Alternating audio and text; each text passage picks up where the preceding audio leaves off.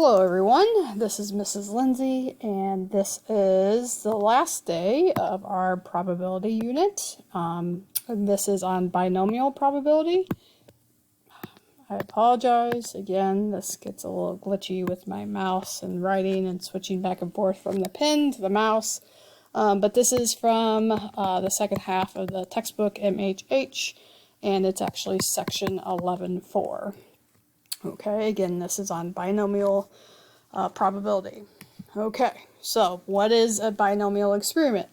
It's a situation where there are n identical independent trials. Each trial has two outcomes, success or failure. The probability of the success of a trial is p. The probability of failure is 1 minus p. Okay, so we have a theorem. Suppose we have a binomial experiment in which the probability of success on a given trial is p. So again, that's kind of important to notice what these are. So this is the probability of success is p. Then the probability of exactly k successes in n trials, right? So the probability of k successes in n trials is given by this formula. So we're going back to combinations here. N ck times p to the k, 1 minus p, n minus k. So it's important to know what k, n, and p are. N is the number of trials. Probability of success is p. The probability of exactly k successes. So again, we'll do a couple examples with those. And we're going to be using our calculator here a lot too. So if you don't have your calculator, go ahead and pause the video, grab your calculator, because this is what we're going to be using here with these binomial probabilities here. So again, there's really no need to memorize this formula because again, it is built into the calculator. So here are the directions. So you're going to push your second button and go to vars, okay? And then we're going to be using one of two things here.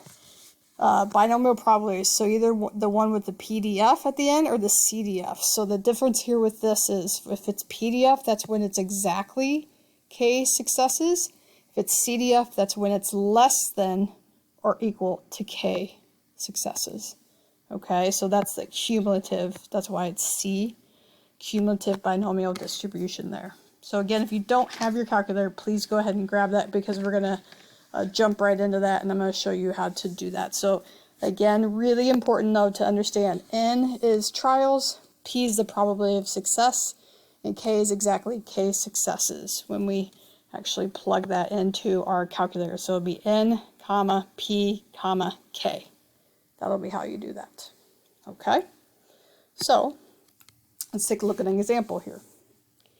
The test consists of 10 true-false questions. To pass the test, the student must answer at least 8 questions correctly. Okay? If a student guesses on each question, what is the probability that the student will get exactly 8 correct? Excuse me, B, if a student guesses on each question, what is the probability the student will pass the test? Okay, so let's talk before we actually get into the answers of this. Since this one is exactly, this would be the probability that x equals 8.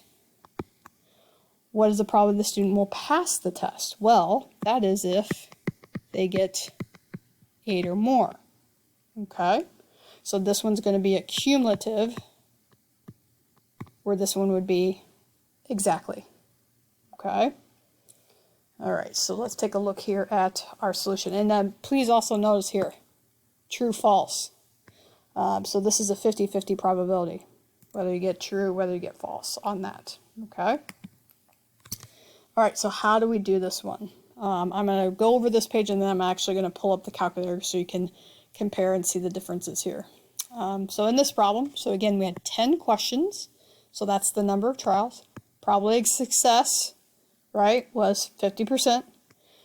For exactly, we want to know again when when x is exactly 8. So that's why we're going to do the one with PDF there. Okay. So this is the formula. Yes, you can plug it in your calculator that way. I'll have a tendency to go ahead and use that. So again, if you don't have your calculator, go ahead and grab it. I'm going to go ahead and plug this in the calculator. And then we'll go back and talk about B. Okay, so I'm going to plug this in. I'm going to go to second vars, which is really you're accessing the distr function, the distributive, and then notice it doesn't show up here. I have to go down. It's off the screen for both of these. Going down. So A is when it's exactly, and then B is when you're finding the cumulative. So we're going to select A. And again, it matters the way you put it in. So the number of trials. Now, yours might look different than mine, and I'm going to show you what you would do with that. So here, I have number of trials is 10. The probability for success is 0.5 and 8. So I'm going to go enter, enter. Yours might actually pull up like this. It might just have not the 10, none of these numbers here. So it might just pull up with BIN, OM, PDF, and then the parentheses. You would literally have to type in, know the order here. So just like it's looking here on our diagram, you'd have to type in 10, and then the comma is right above the 7. 0.5, comma, 8, and then close your parentheses. Okay, so some of your calculators, again, it might just show up this way. Depends upon how new your calculator's operating system, etc. Now I'm going to push enter, and then that gives me this exact same probability over here. Okay, so cumulative, though, one important thing I wanted to talk to you about the cumulative, I'm real quick going to go back a couple screens here. Remember, the cumulative is when it's less than or equal to. Here we're trying to find where it's greater than or equal to 8. So that's why we have to do 1 minus the probability. It's less than or equal to 7. Because again, we're trying to find where it is greater than 8 or more. Okay, so again, let me pull up my calculator so I can plug this in. So I do 1 minus, again, second vars, go all the way down to B.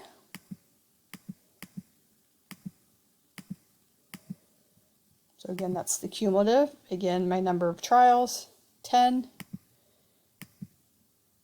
Probability, 0.5.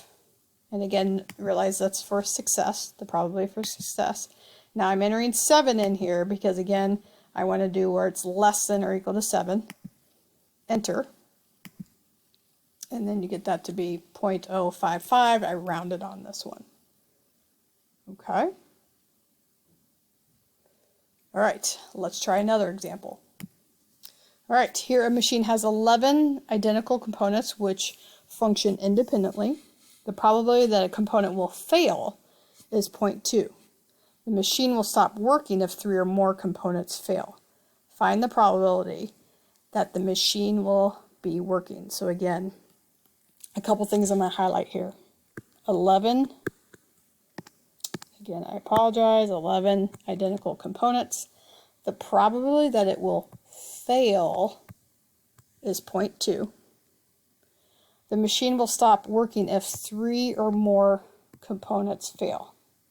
So find the probability that the machine will be working. So it talks a lot about things failing, and then all of a sudden it says, find the probability that the machine will be working. So we definitely know there's n trials, so n equals 11. That would be what this is here. That's how many trials we have. Okay.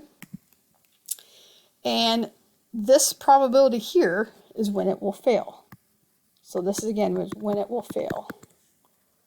So if it's going to work, we have to have less than 3 fail. So again, we're going to do the probability that x is less than or equal to 2. Okay, so again, really careful with the wording on that one. And then again, using your second vars. Okay, selecting the cumulative one. That would give you that probability of 0.6174. All right, another example. It has been found that 14% of automobile tires last more than 40,000 miles. If 12 tires are chosen, so again, hopefully you realize that's your N, what is the probability that at least one tire will last more than 40,000 miles. So again, at least, so we're not thinking exactly 1, we're thinking some sort of cumulative here, okay? And then this is going to be our probability of 0.14, okay? So again, N is 12, P is 0.14. This is at least 1 tire, right? However, again, cumulative, this needs to be a less than, not a greater than. But we can't do this, that we can't do, okay? So we're going to do 1 minus the probability that none lasts more than 40,000 miles. Okay, so let me go ahead and pull up my calculator and then I'll plug this in to show you. So we're going to do 1 minus the probability. So we will use the exact here, even though we're doing a cumulative problem. Because this number is 1, we only need this to be at 0. Okay, so let me pull up my calculator. Okay, so now we're going to have 1 minus, and again I go to second, bars, go down to A,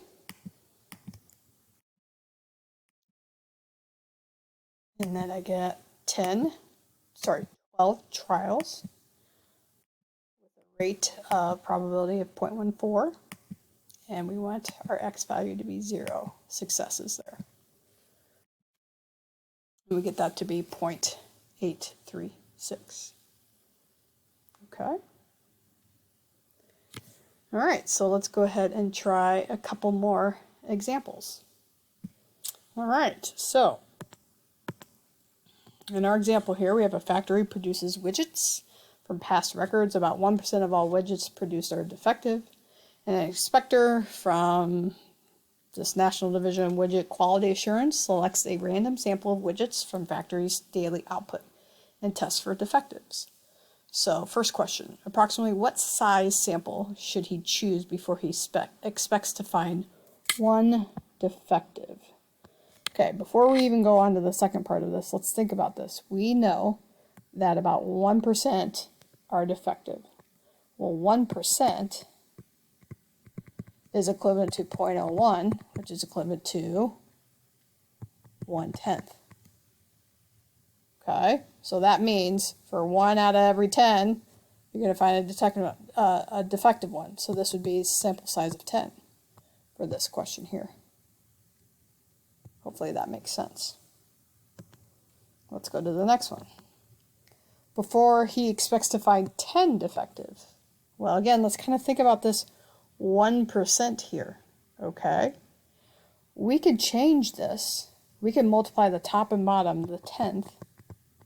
We can multiply the top and the bottom by 10, which would give us 10 over 100.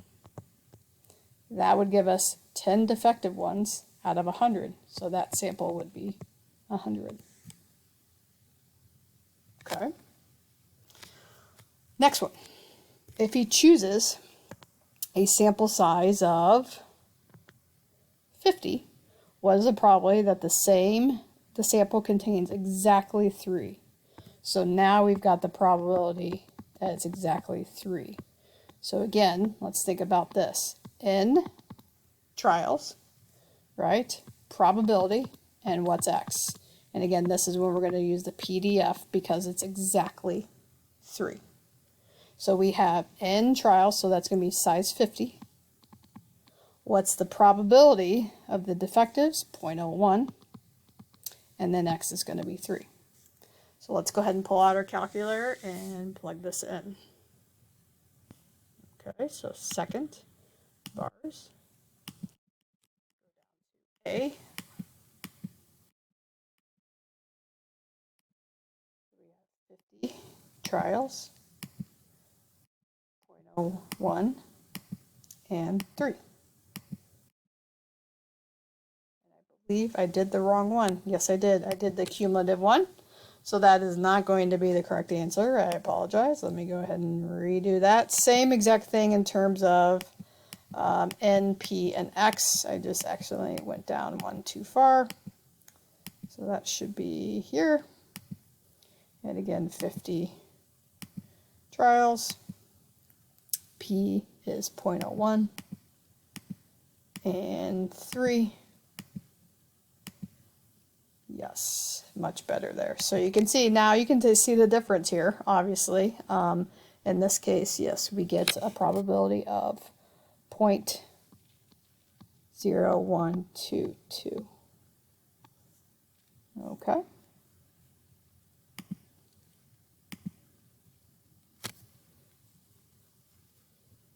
All right, and the last one.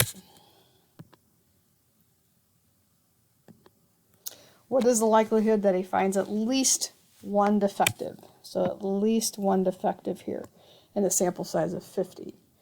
Well, that would be probability of at least one. So that's greater than 1. Again, our cumulative is when we have less than. So that's really going to be 1 minus the probability of no success,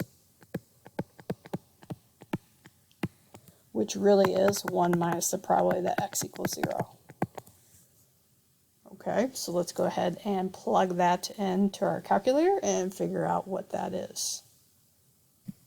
Okay, so now we're going to do 1 minus second vars.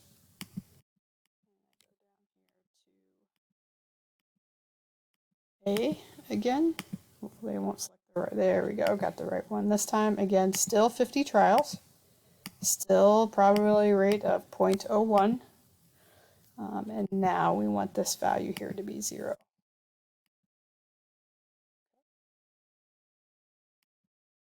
And we get that to be 0.395. Okay, and that's this last one here.